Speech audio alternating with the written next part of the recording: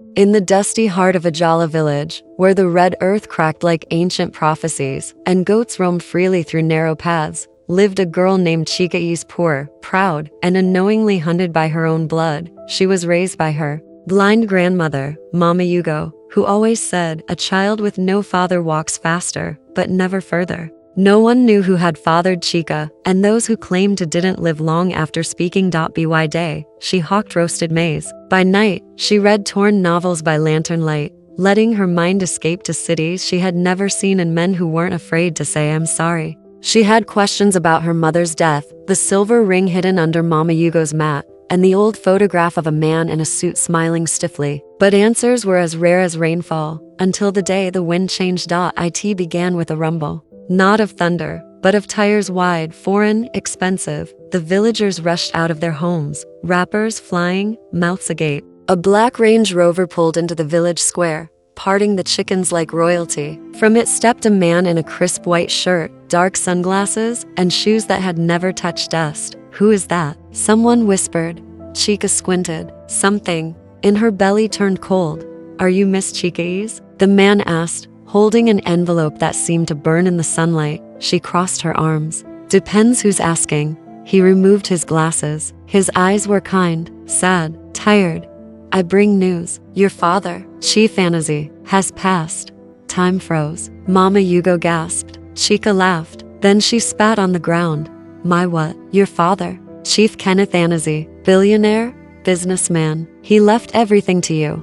Back in their hut, the letter sat on the floor between them like a living thing. Chika refused to touch it again. "So I am the daughter of a man who never once came to see me?" she whispered. Mama Yugo ran her fingers along the folds of her granddaughter's face. "He came once," she said, "but left when your mother told him you were born. Said he couldn't ruin his name. He sent money sometimes, but never love. So now that he's dead, I'm supposed to wear his name like a crown?" Mama Yugo shook her head. "You don't need his name, child, but maybe you need the truth." Chika turned away. That night, she didn't sleep. The next morning, everyone in Ajala had heard. The maize seller's daughter was now a billionaire's heiress. Women stopped sending their children to buy from her tray. Some elders muttered about curses. Others whispered about how her mother died so suddenly. They called her arrogant. They called her greedy. No one celebrated her, because she reminded them of everything they could never have. She returned home that day to find Mama Yugo on the floor, collapsed from a stroke. Chika screamed, and from that moment, she knew the past never dies. It only changes its face. 3 days later, after Mama Yugo was stabilized at the local clinic, Chika packed her things, not much a wrapper, her mother's broken comb, and a picture she couldn't tear. The man from Lagos came again. "I don't want his money," she said. "Then take his story," he replied. "Finish it." She looked at the village one last time. The iroko tree, the dusty path, her childhood.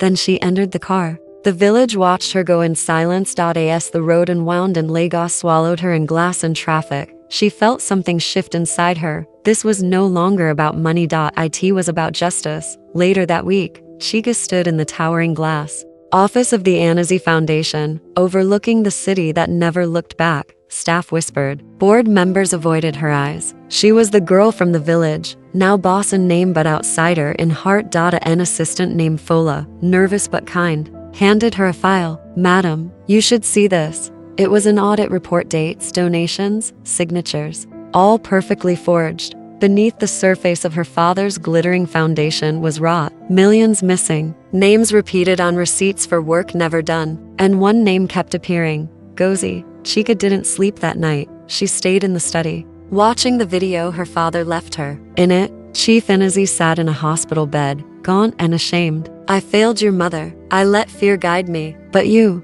are my blood. Clean what I could not. Protect what I built for the people." Chika's hands trembled. This wasn't just an inheritance. It was a war, and the battlefield was lined with people smiling in daylight and sharpening knives at night. 3 days after discovering the financial fraud, Chika called for a private board meeting at the Eze Foundation. 12 members sat around the table, dressed in crisp suits and practiced smiles. At the head sat Gozi, arms folded, lips pursed. Chika entered quietly, holding a flash drive. "I have something to show you," she said, with a nod to Fola. The lights dimmed. The projector clicked on. Screens flashed with records, embezzled funds, ghost contractors, forged approvals. Then a video of her father, speaking from his hospital bed. If you're watching this, it means the truth has reached you. There is rot in this foundation. You must clean it, even if it's my own blood. Gasps filled the room. Gozi stood suddenly. This is a lie, fabricated. But one board member, Mr. Obasi, a quiet man with a moral spine, raised a hand. Enough, Gozi. The paper trail is clear. You've stolen from your father's legacy. Gozi's eyes blazed. She turned to Chika. You want war, village girl? Fine, but don't cry when the city swallows you whole. She stormed out, heels echoing like gunshots. That night, Chika's hotel room was broken into, her laptop stolen, the tires on her car slashed. She received a text. Go back to your bush. You're not wanted here.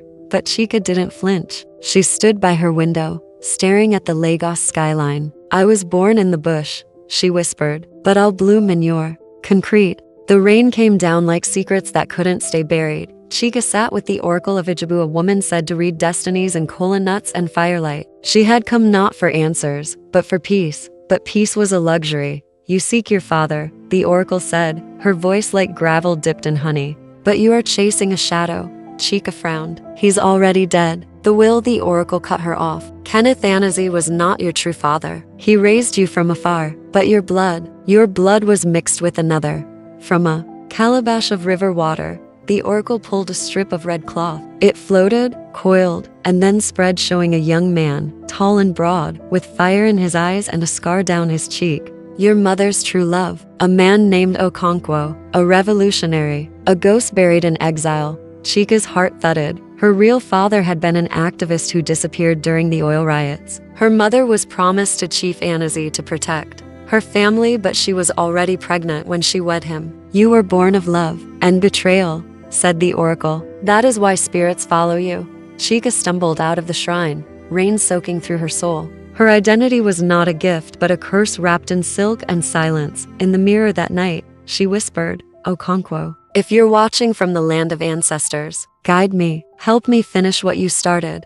And in the next storm, the lightning spelled his name across the sky. Chika stumbled out of the shrine, the Oracle's final words echoing like thunder in her soul. You were born of love and betrayal. That is why spirits follow you. The rain soaked through her blouse, but she didn't feel it. She didn't know whether to scream or kneel in surrender. The name Okonkwo danced in her chest like a forgotten melody, a song her mother never had the courage to sing. At the estate, Gozi's threats intensified. Media outlets leaked a twisted version of Chika's story. Village girl steals billionaire legacy. Her face was everywhere. Blogs, gossip radio, even her old neighbors in Enugu debated her rise. But beneath it all, Chika had only one burning thought. Who really killed her mother? Because the deeper she dug, the more the timeline didn't add up. Someone didn't want the truth to be known, and that someone might be living in the house with her.